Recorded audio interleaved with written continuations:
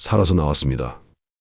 나치의 가장 악명 높은 죽음의 수용소에서 무려 950일 동안 그는 수감자들의 목숨을 지켰고 가스실의 위치를 기록했고 홀로코스트의 실상을 세상에 알렸습니다. 그리고 결국 탈출에도 성공했습니다. 그런데 그를 죽인 것은 나치가 아니었습니다. 1948년 그의 뒷목에 총을 겨눈 것은 바로 그의 조국 폴란드였습니다. 더 충격적인 것은 그 후 50년 동안 폴란드 정부가 그의 이름을 역사에서 완전히 지워버렸다는 사실입니다. 이것은 비톨트 필레츠키의 이야기입니다. 1940년 폴란드는 지옥이었습니다. 독일이 서쪽을 점령했고 소련이 동쪽을 삼켰습니다. 바르샤바 거리에는 게슈타포가 활보했고 밤마다 폴란드인들이 끌려나갔습니다. 그 중에서도 가장 공포스러운 이름이 있었습니다. 오슈비엔침, 독일어로는 아우슈비츠. 1940년 가을, 이미 수만 명이 그곳으로 끌려간 상태였습니다. 그런데 아무도 그 안에서 무슨 일이 벌어지는지 알지 못했습니다. 폴란드 지하 저항군은 정보가 필요했습니다. 누군가 직접 들어가야 했습니다. 그때 한 장교가 조용히 손을 들었습니다. 39세의 비톨트 필레츠키였습니다. 그는 이렇게 말했습니다. 레로 자원에서 지휘관들은 말렸습니다. 하지만 그의 뜻을 꺾을 수는 없었습니다. 계획은 단순했지만 목숨을 건 도박이었습니다.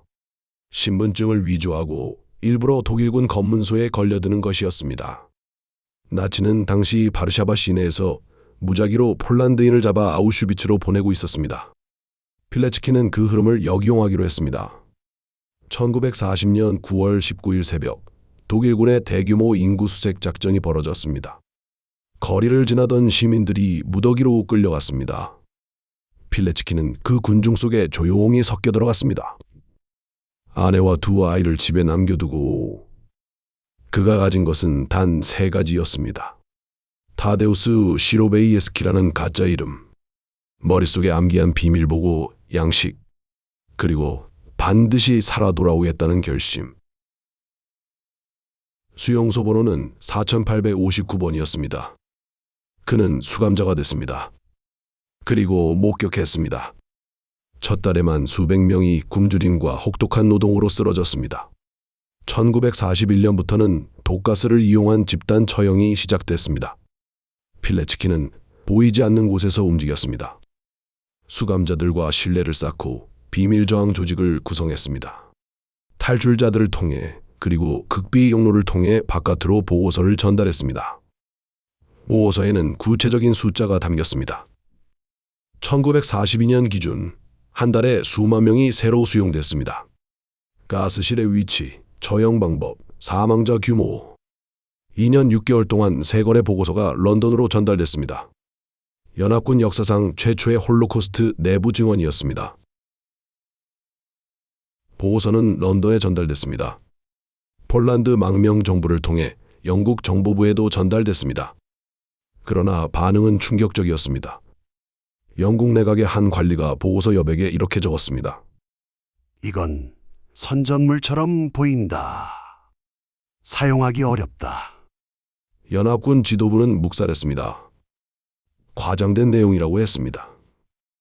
수백만 명이 죽어가는 동안 세계 지도자들은 믿지 않았거나 모른 척했습니다. 필레츠키는 수용소 안에서 연합군의 공습을 기다렸습니다. 아우슈비츠로 이어지는 철도를 폭격해달라는 요청이었습니다. 요청은 거절됐습니다. 군사적 가치가 없다는 이유였습니다. 1942년의 세계는 2개였습니다. 아우슈비츠 철조망 안에서는 매일 수천 명이 목숨을 잃었습니다. 같은 시간 바깥에서 연합군은 전쟁 전략을 논의하고 있었습니다. 필레츠키의 보고서는 수개월에 걸쳐 작성됐지만 바깥에서는 단 하루도 반영되지 않았습니다. 철도는 끝까지 멀쩡하게 운행됐습니다. 그 위로 화물열차가 쉬지 않고 사람을 실어 날랐습니다. 나중에 밝혀진 연합군 기록에는 이런 내용이 있었습니다. 당시 철도 폭격은 기술적으로 가능했습니다. 단지 최우선 군사 목표가 아니었을 뿐이었습니다. 1943년 봄, 필레츠키는 결단을 내렸습니다. 더 이상 기다릴 수 없었습니다. 탈출하여 직접 연합군을 설득하기로 했습니다. 1943년 4월 26일 밤, 그는 동료 2명과 함께 빵집 창고 지붕을 타고 넘었습니다. 950일간의 아우슈비츠 생활이 끝났습니다. 하지만 필레츠키의 싸움은 끝나지 않았습니다. 폴란드 지하 조직에 합류한 그는 다음 해인 1944년 8월 바르샤바 봉기에 참가했습니다. 독일군과 시가전을 벌이다 체포됐습니다. 이번에는 전쟁 포로로 1945년 전쟁이 끝났습니다. 필레츠키는 살아남았습니다. 그러나 그를 기다리는 것은 또 다른 전장이었습니다. 전쟁이 끝났을 때 필레츠키가 돌아온 폴란드는 완전히 다른 나라였습니다. 소련이 배후에 있는 공산 정권이 들어서 있었습니다. 런던의 폴란드 망명 정부는 해산됐습니다. 필레츠키가 목숨 걸고 충성했던 조직, 그가 정보를 보냈던 지휘체계 모두 불법이 됐습니다. 그는 이탈리아에 머물 수도 있었습니다. 영국으로 망명할 수도 있었습니다. 하지만 1945년 그는 폴란드로 돌아갔습니다. 아직 싸워야 할 것이 있다고 생각했습니다. 새로운 공산 정권 아래에서도 첩보 활동을 계속했습니다. 그리고 1947년 5월 폴란드 공산정부의 비밀경찰에게 체포됐습니다. 재판은 1948년 3월에 열렸습니다. 죄명은 3가지였습니다. 간첩활동, 반국가 조직 운영, 살인, 모두 날조된 혐의였습니다. 재판 전 강압적인 신문이 며칠에 걸쳐 이어졌습니다. 아우슈비츠에서도 살아남은 그가 조국의 신문실에서 무너졌습니다. 나중에 가족에게 전해진 그의 말이 있습니다. 그는 이렇게 말했습니다. 아우슈비츠는 이와 비교하면 아무것도 아니었다. 1948년 5월 25일 비톨트 필레츠키는 뒷목에 총을 맞고 처형됐습니다. 47세였습니다. 시신이 묻힌 곳은 지금도 알 수 없습니다. 공산정부는 이후 50년간 그의 이름을 교과서에서 지웠습니다. 재판 직전 그는 동료에게 마지막 말을 남겼습니다. 저는 폴란드를 위해 노력했습니다. 그것이 저의 죄라면 기꺼이 받아들이겠습니다. 폴란드 공산정권이 무너진 것은 1989년이었습니다.